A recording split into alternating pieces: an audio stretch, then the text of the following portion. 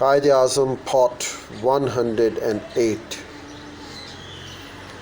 Jinnah had resigned his consul seat in Shimla, not to rouse mass feelings but to shift the venue of his politics from Viceroy's councils to what he believed would be a more responsive venue, Whitehall.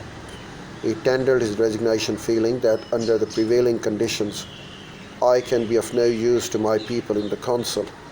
In my opinion, the government that passes such laws in times of peace forfeits the claims not to be called a civilized government. I still hope that the Secretary of State for India will advise His Majesty to signify his disallowance of this Black Act. Jinnah went to London in summer 1919, leading this time a Muslim League deputation to appeal to Montagu and to present a testimony before Lord Selborne's Select Committee on Reforms. His success was modest. He returned to Bombay convinced that if India were to send real representation to London, a great deal could still be done, and he himself was prepared to serve as one of those permanent emigre representatives. His prescription sounded much like that voiced several decades earlier by William Wedderburn and Gokhale. Though his path of dominion, though his path to dominion status for a united India could have proved the swiftest, most rational, and the least painful, it evoked no welcoming response then from the political leadership of a post-First World War Delhi.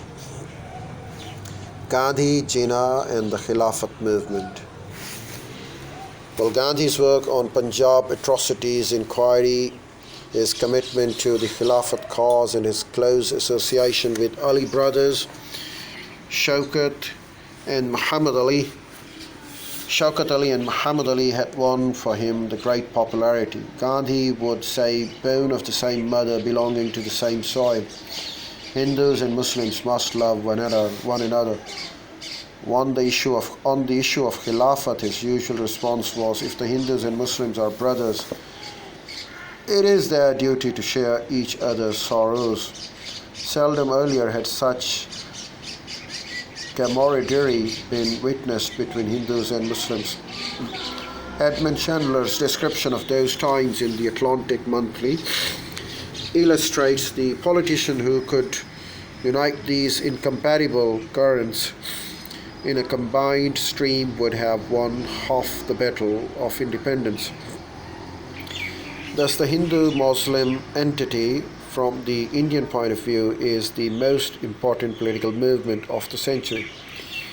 When in the April of 1990, the Hindu Swami Sharadan ascended the pulpit of Jamia Masjid at Delhi and addressed the people, the president was described in the Mohammedan press in India as the most remarkable event in the recent Islamic history. Then in December, Gandhi was elected president of the Khilafat conference at Delhi. It was about this time that the political catchword Allahu Akbar, Om, the mystic Hindu formula, or one name, and it began to be repeated everywhere, and the Musalman to ease Hindu sentiment for the slaying of cows.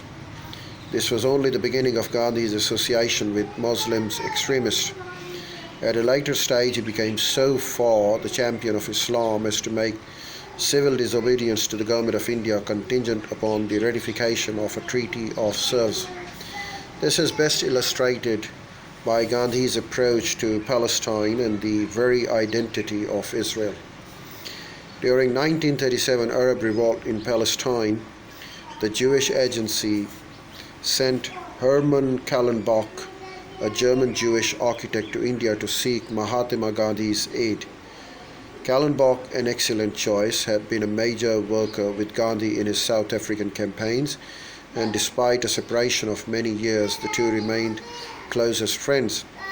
In July 1937, Kallenbach returned with the messages of Moshe Shartok of the agency's political department of the chain Vezamon, and the Zionist leader, stating that Gandhi was willing to helping bring about a settlement in Palestine, along with following written statement of principle which is to be found in the Central Zionist Archives.